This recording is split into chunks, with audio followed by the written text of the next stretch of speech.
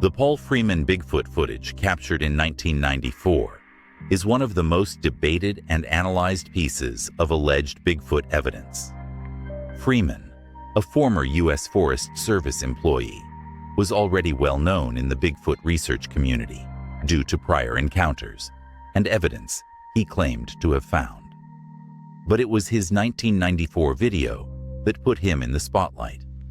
This footage was captured in the Blue Mountains near Walla Walla, Washington, and it depicts what appears to be a large, hairy, bipedal creature walking through the forest. Here is a detailed description of the footage. The setting. The footage begins in a heavily forested area, typical of the Blue Mountains.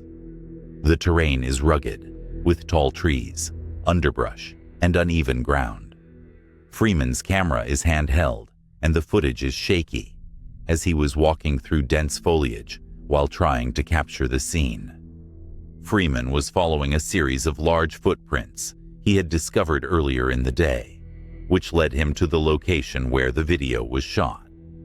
In the beginning, the footage focuses on these prints, with Freeman narrating in the background, pointing out their size and depth. The prints are large, with distinct toes, seemingly much larger than a human foot. After documenting the tracks for a moment, Freeman suddenly pans the camera up, and that's when the real action begins. The creature's appearance. In the distance through the trees, a large bipedal figure comes into view. It is covered in dark reddish-brown hair and appears to be walking upright, similar to a human, but with a noticeable bulk and heavy lumbering movements. The creature's height is estimated to be between 7 to 8 feet tall, based on its proportions relative to the surrounding environment and trees. The hair covering its body seems long and matted, particularly on its arms and torso. While the face is not clearly visible due to the distance and quality of the footage, some claim to see a discernible shape of a head with a sloping forehead and a slightly protruding jaw. Its arms appear longer than a human's, hanging down by its sides as it walks. The creature's movements are deliberate and measured.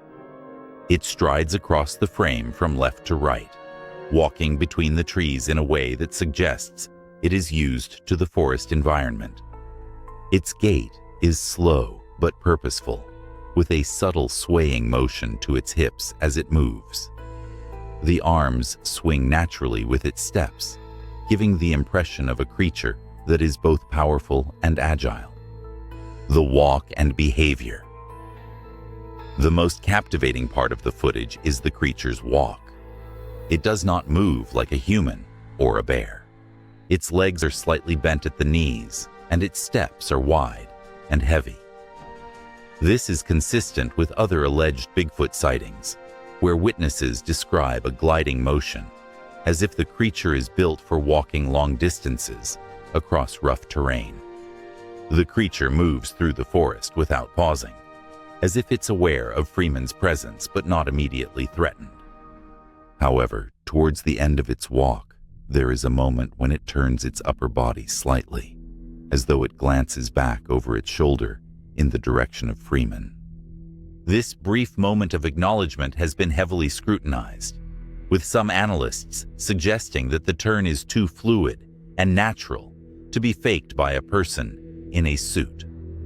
After the turn, the creature continues to walk, disappearing behind a group of trees and out of sight.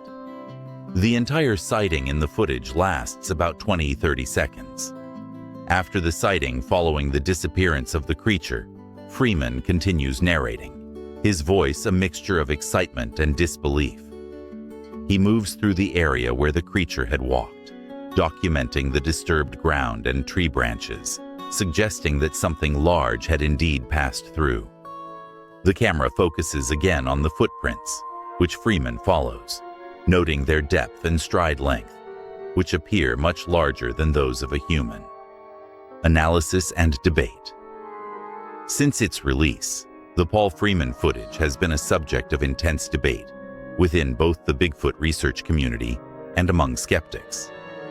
Supporters argue that the size, shape, and movements of the creature are too authentic to be faked by a man in a suit. The natural sway of its walk, combined with the musculature visible through the fur, has led some experts, including primatologists, to suggest that the footage could depict a real, unknown primate species. Skeptics, on the other hand, point out the blurriness of the footage and the fact that Freeman had a history of controversial Bigfoot claims. They argue that it could be a hoax, with a person wearing a well-made suit walking through the forest. Some also question the credibility of Freeman himself, who had previously been accused of fabricating evidence. One of the most interesting aspects of the Freeman footage is the creature's arm length and proportions. While a person in a costume could replicate the general look, the proportions of the creature's limbs, particularly the long arms, seemed difficult to match with human anatomy without the use of advanced prosthetics. Additionally, the creature's turning motion, the way it glances back at Freeman, has been praised by some as being too natural and instinctive to be a person in a costume. It is this motion that has led many Bigfoot enthusiasts to regard the Freeman footage as one of the most compelling pieces of evidence. Legacy of the footage. The Paul Freeman Bigfoot footage is often compared to the famous Patterson-Gimlin film from 1967. While not as well known, it remains a significant part of Bigfoot lore, and Freeman's sighting continues to be analyzed by experts in both the scientific and cryptozoological communities. Freeman's footage is also frequently cited in documentaries, research papers, and television shows about Bigfoot. Despite the controversy surrounding Freeman's previous claims, many still consider this footage to be one of the most authentic-looking pieces of visual evidence of Bigfoot's existence. The blend of realism in the creature's appearance, its movements, and the context in which the footage was shot keeps it alive in the ongoing search for proof of this elusive creature.